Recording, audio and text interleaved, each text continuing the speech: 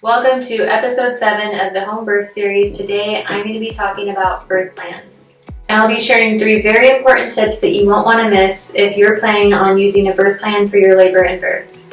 And at the end of this video, I'll be giving you a personal glimpse at the birth plan that I created for my labor and birth. A birth plan is a written out plan or vision on how you would like your labor and birth to go. This includes your needs, your wants, your don't wants, and your special requests for you and your baby during your labor and after birth. Examples include laboring positions that you'd like to try, whether or not you would like to have an episiotomy or be offered pain medication, who you want and don't want in the room while you're laboring, all the way to things like whether or not you want your baby to have vitamin K or eye goop. If you fail to plan, then you plan to fail. I've used this quote in my health and fitness journey, and I'd say it's just as true for labor and birth.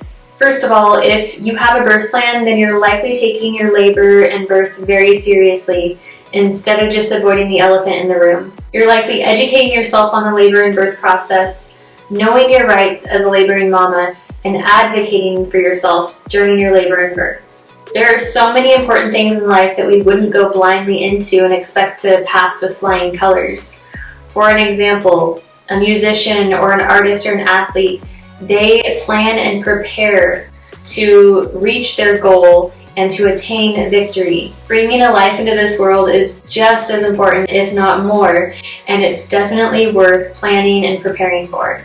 The sooner you create your birth plan, the better.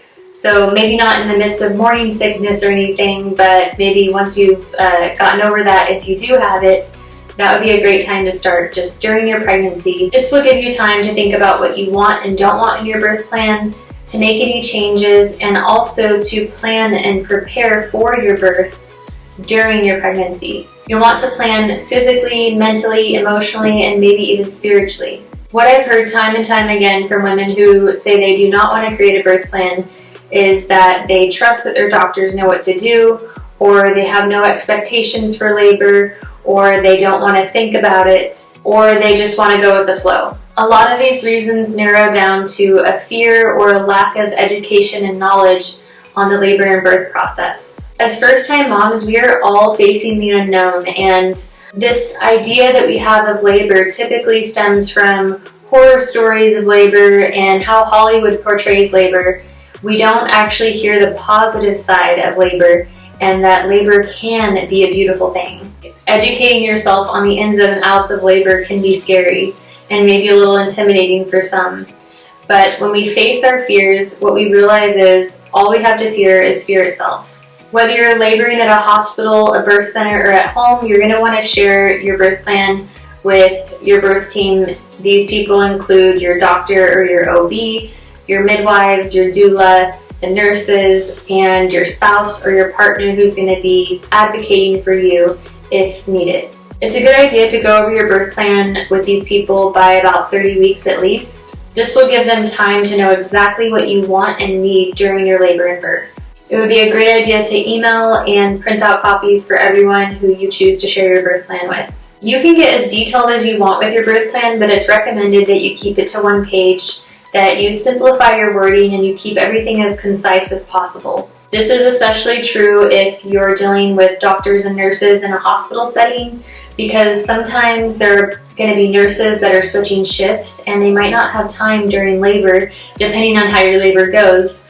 They might not have time to go over a long, drawn-out, detailed, descriptive birth plan.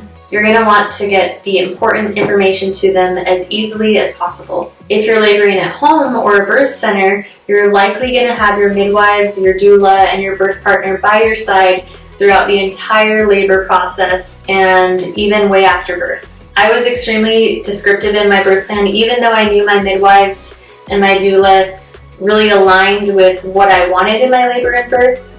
I did it just in case I had to go to the hospital for any reason, so they would know exactly what I wanted. And I'm going to be going further into the details of exactly what you could put on your birth plan at the end of the video when I share my birth plan. Absolutely, whether you're laboring at a hospital, at home, or a birth center, you have every right to choose how you want your labor to go. You are a paying customer and you have the right to make the choices that you want. I will note that you will have more confidence in making those choices if you're educated on the labor and birth process. Yes, I'll be linking some birth plan templates, resources in the description. As for my birth plan, I created my own on Canva. I also use a visual birth plan. Visual birth plans are great for doctors and nurses because it gets all of your ideas across in a very simple way that's quick and easy for them to read. I've also created custom birth plans for some other mamas, so if that's something that you'd be interested in, then please leave a comment below.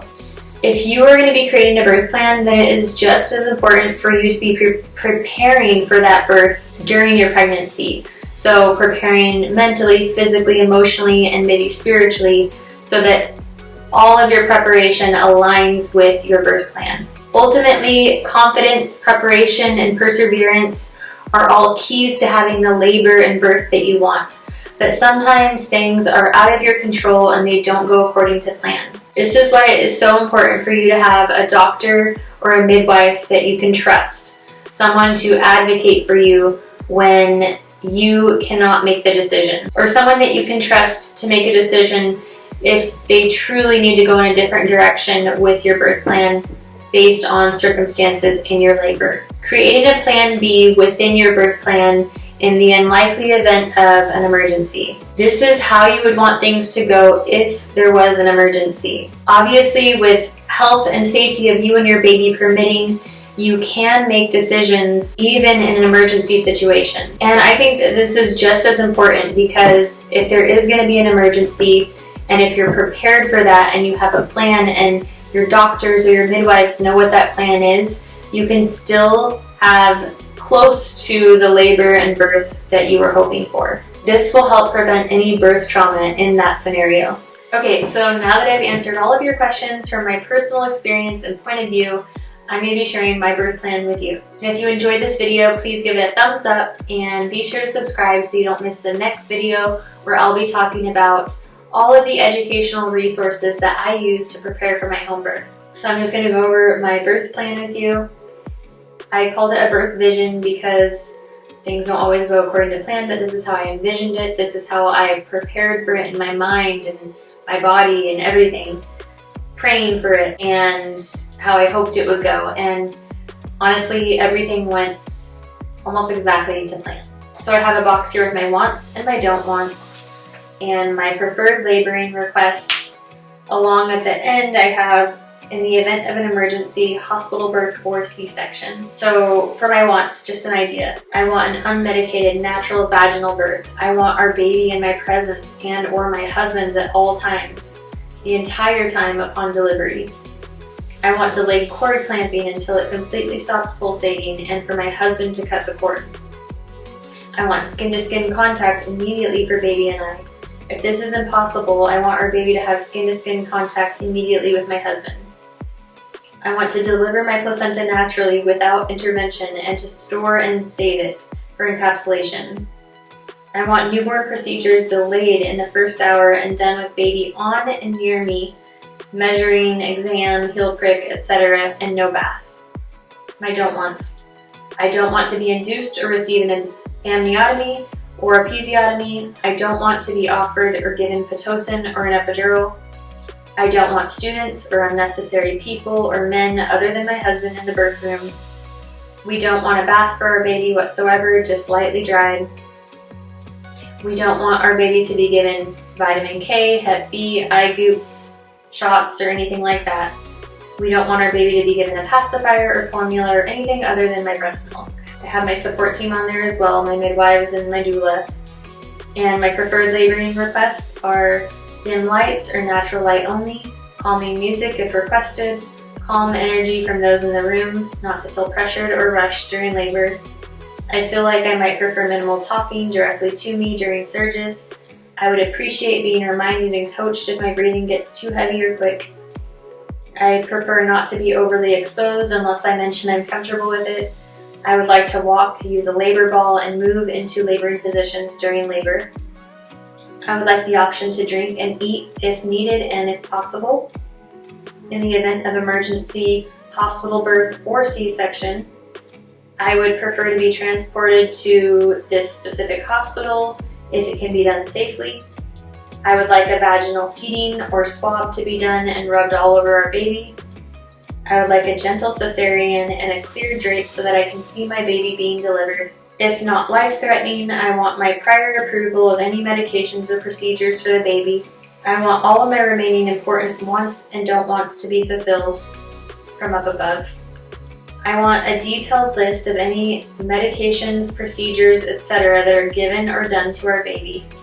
If our baby has to go to NICU, I want my husband or I with her at all times, no visitors. Thank you to anyone who assists in fulfilling my birth vision wishes. I did share this birth plan with some women in some groups, and I had some women who said, "Oh my gosh, your birth plan is over the top," and that's their personal preference. I think that those women didn't realize that they do have the right to choose exactly how they want their labor to go, that it's not up to the doctors or the professionals. Either way, it's coming down to you giving labor and you giving birth to your baby, and you have every right to do it exactly how you want, obviously with the health and safety of you and baby permitting. I also had some women who thought my birth plan was beautiful, and they asked if they could steal some ideas or have me help them make birth plans for them. And I think that just kind of goes to show the education on the labor and birth process and all of your rights as a laboring mama. I also have a visual birth plan here, which I will leave a link below to where I got this one.